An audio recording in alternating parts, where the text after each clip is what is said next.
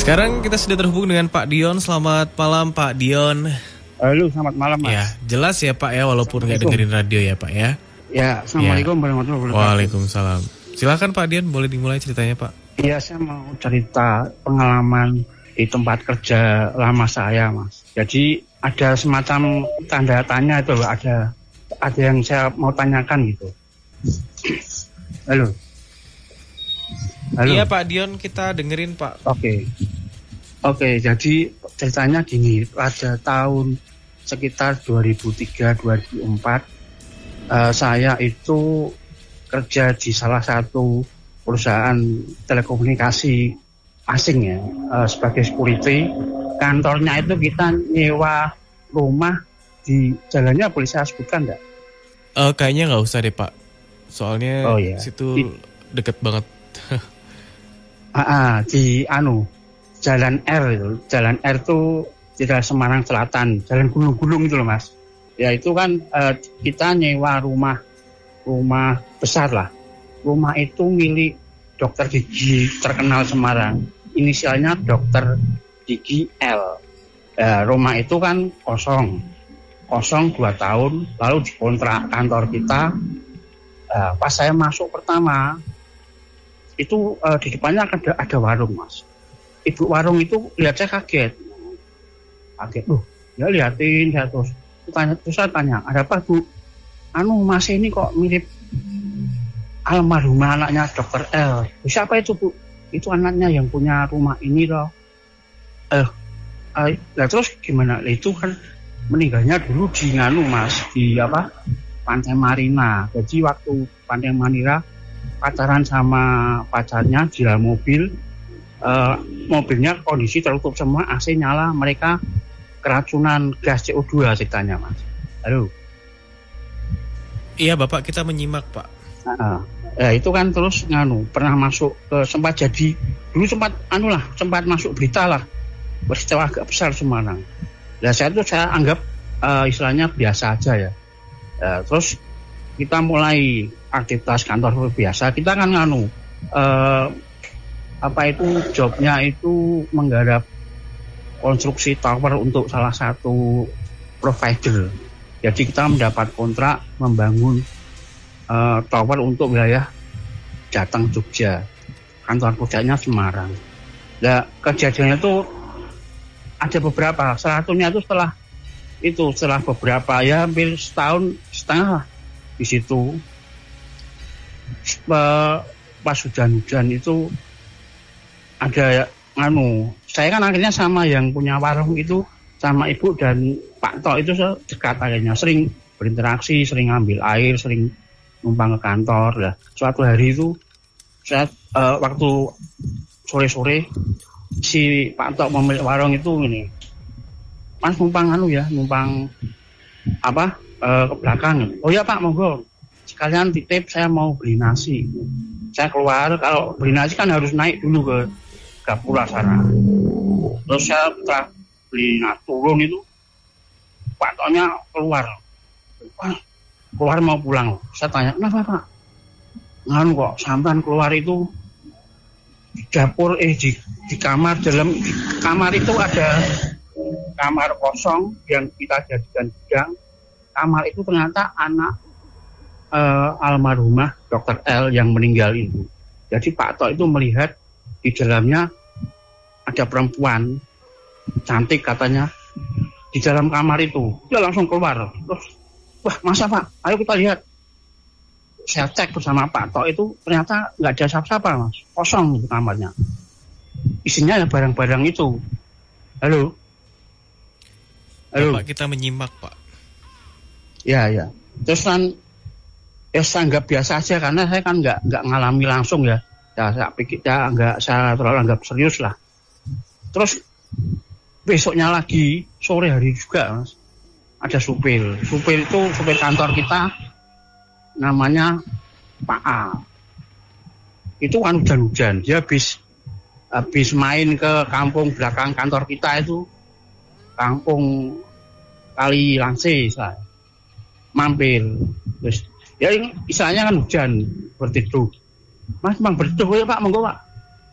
Nah waktu bertuduh itu dia kan duduk di dalam di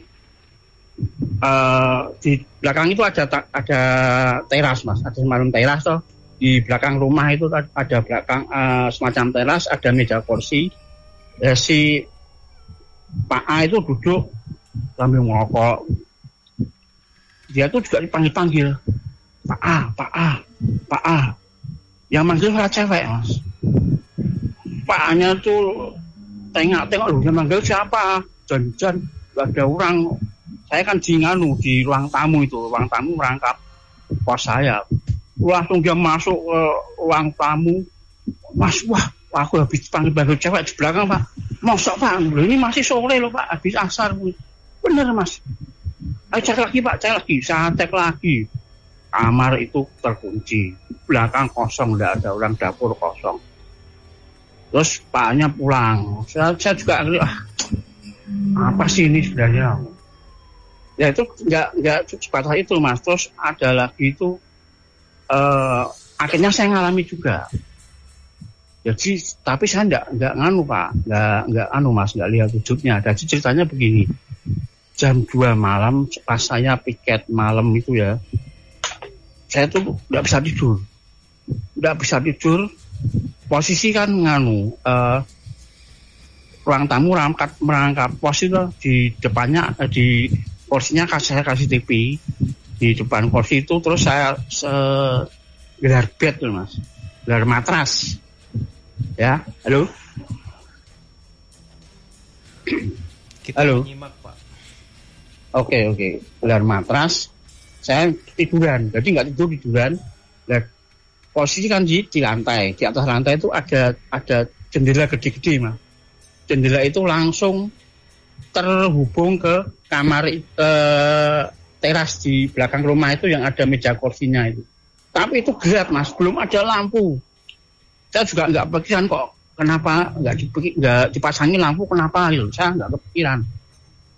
Akhirnya setelah jam 2 malam itu ya, saya tuh lagi asik nonton TV, nonton film, tiba-tiba itu kaca di atas saya berbaring itu dilempar dari arahnya dari taman di belakang kantor saya itu. Jadi teras belakang itu taman itu arahnya dari satu dilempar batu mungkin gede seperti batu bata apa ya, keluar itu. Suaranya kencang banget, saya tuh sampai otomatis bangun tuh. Karena takutnya gini, logikanya kalau kaca dilempar pasti kan ambiar. Saya otomatis lompat, saya berdiri, terus saya nyalakan lampu, saya lihat, loh, kok nggak ada yang pecah. Jadi itu ternyata kaca itu nggak ada retak atau jangankan pecah retak pun nggak. Saya tuh heran loh, sampai akhirnya saya tuh merinding, Mas. Wah, baru kali itu saya merinding parah pokoknya. Tapi rasa merinding saya itu tertutup dengan rasa penasaran. Sebenarnya yang lempar saya itu siapa? Mosok kok nggak ada orang masuk, kok ada lemparan batu besar. Akhirnya saya ngambil senter sama pentungan tuh Mas, pentungan atap itu. Pintu samping saya buka itu, terus saya senteri karena masih gelap itu. Saya senteri kamar itu, tempat yang katanya noniknya meninggal itu, terus terasnya sampai kamar mandi belakang, sampai dapur, sampai bawah jendela itu. Dari posisi teras belakang itu loh, taman belakang, saya senteri. Saya lihat yang dilemparkan apa sih? Tak lihat, loh, kok bersih, nggak ada apa-apa, batu nggak ada, botol nggak ada, pokoknya nggak ada apa-apa. Tapi kok suaranya kencang sekali. Nah itu yang membuat saya itu istilahnya ya takut sampai jengkel campur emosi itu. Akhirnya pintu saya banting, Mas. Saya kembali ke kantor, pintu saya banting, jeber sambil saya mengumpat lah, bajingan nih. orang pekerja ganggu. Pintu saya banting kencang-kencang. Coba saya tungguin sampai subuh lah, sampai ada subuh, karena di seberang kantor itu ada lapangan, di banyak lapangan itu masjid.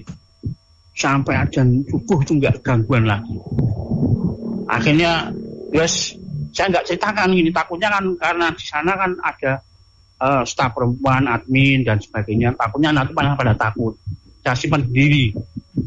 Mungkin sama rekan saya cerita, tapi sama yang lain tidak.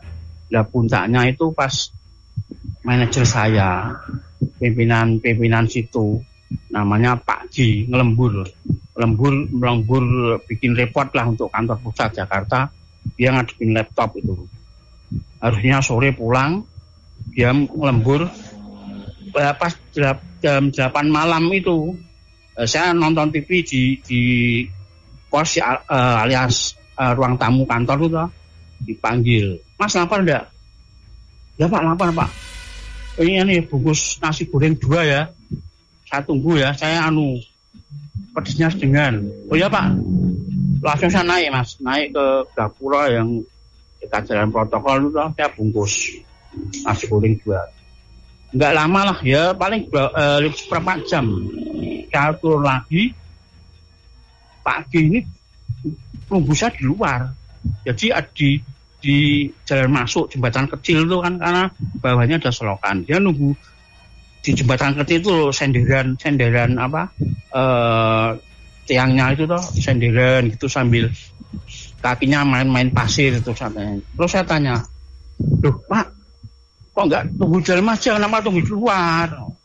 Ya Pak Di ini lalu jawab, "Lah saya mau nunggu di luar gimana Mas? Sampai keluar naik di nasi goreng itu loh. Di dapur ada yang nyalain kompor masak nasi goreng Mas.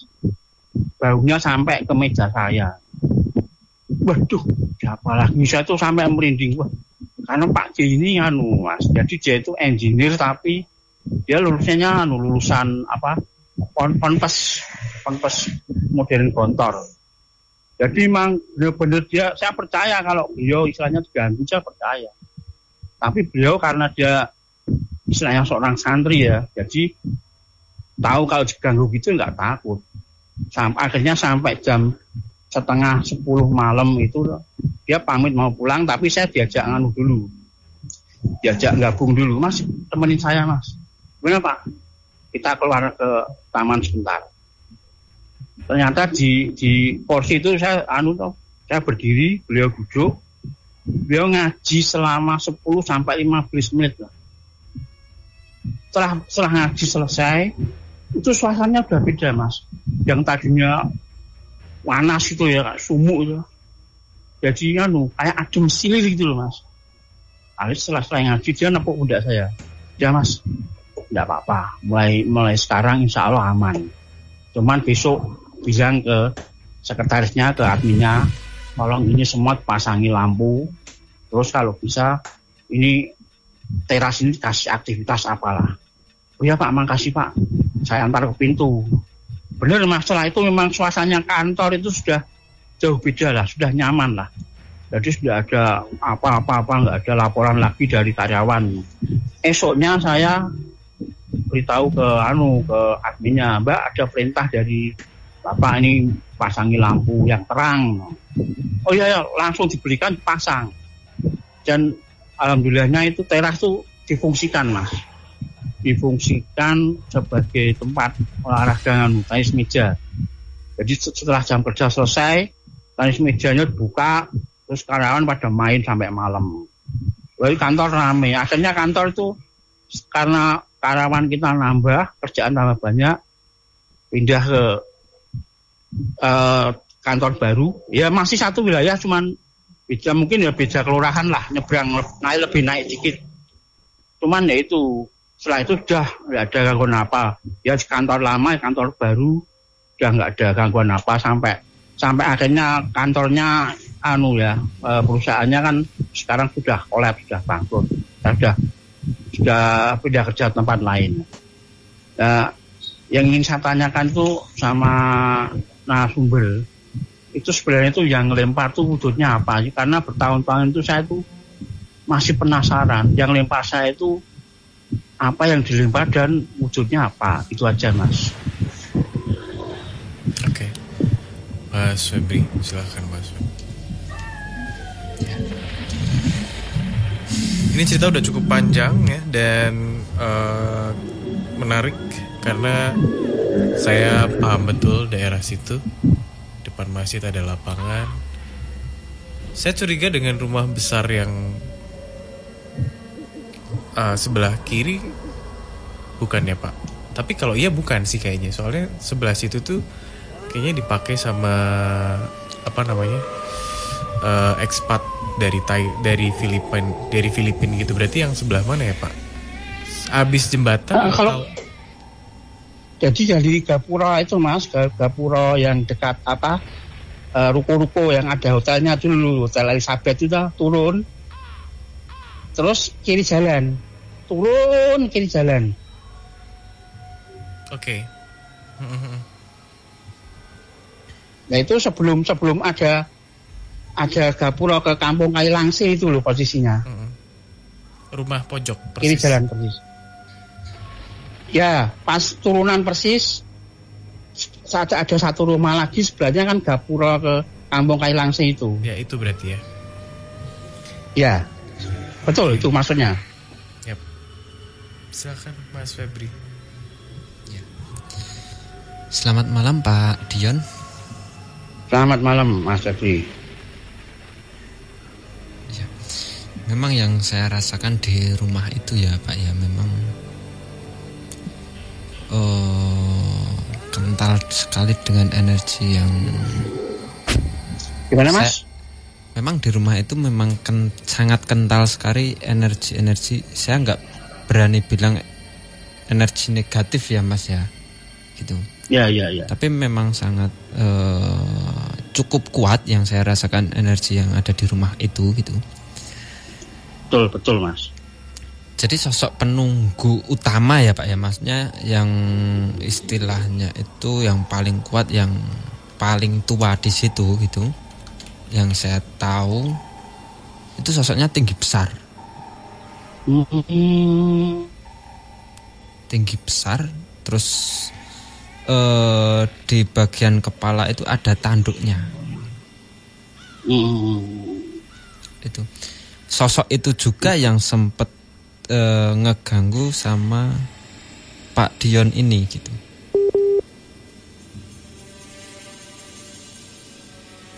Jadi waktu Pak Dion mendapat gangguan kayak dilempar batu tadi ya Pak ya. Ya. Itu adalah sosok ini gitu Pak. Oh.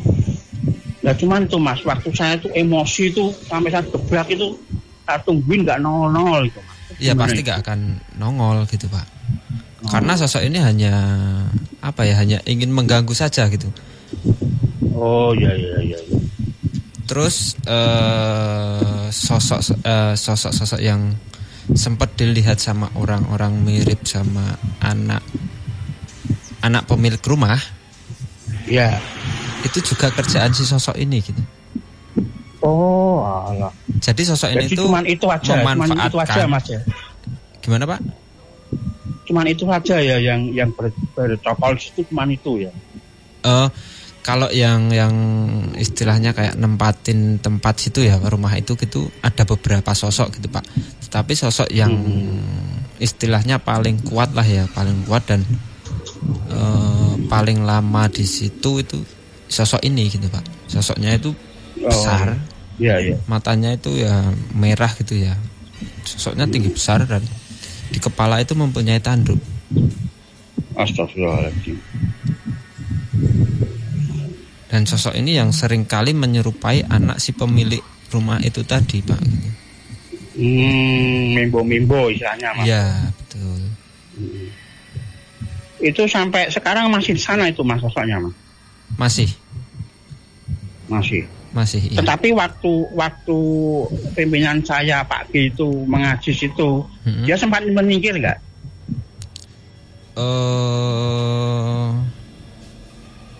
Bukan menyingkir ya,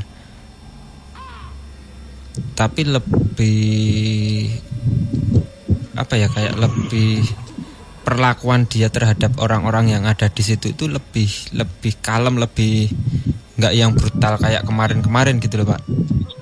Ya betul itu, karena semenjak itu kan sudah agak ada gangguan lagi lah istilahnya. Jadi pada waktu itu pimpinan Pak Dion ini melakukan istilahnya kayak ritual ngaji gitu ya Pak ya. Ya. Beliau juga kayak secara tidak langsung itu kayak bilang sama si sosok ini untuk jangan mengganggu orang yang beraktivitas di rumah ini gitu Pak.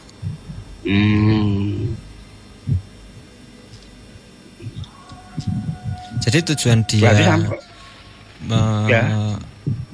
tujuan dia kayak ngaji gitu untuk menetralkan tempat itu sebenarnya gitu Pak. Bukan untuk mengusir makhluk ini, cuma hanya untuk menetralkan rumah itu gitu, supaya keadaan rumah itu nggak yang brutal kayak kemarin gitu loh Pak. Iya lah. Gitu. Udah itulah cukup baik lah istilahnya, benar-benar ngefek gitu loh Mas. Oke. Pak Dion, mohon maaf. Karena ya. Ini yang rumahnya 2 lantai atau yang 1 lantai ya Pak? 1 lantai Mas. Oke. Kalau 2 lantai itu mungkin tetangga sebelah itu mungkin. Oh iya. Juragan. Yang tadi ya itu juragan gede itu. Nah. Itu juga nganu Mas, soalnya kan setelah kantor saya pindah ke tempat baru, itu sempat disewa jadi macam kafe semacam kafe. Terus saya iseng-iseng main ke sana sama cewek lah dulu ya, sama cewek sebelum menikah ya. Itu ya kafenya nggak rame-rame amat gitu, biasa gitu. Terus akhirnya tutup juga itu kafe. Sekarang nggak tahu jadi apa itu rumahnya. Nomor 36 bukan Pak? Saya nggak lupa ya. Kelihatannya itu, tapi saya nggak lupa. Oke. Cukup kali ya? Terima kasih Pak Dion ya untuk malam hari ini. Ya sama-sama Mas. Assalamualaikum. Waalaikumsalam.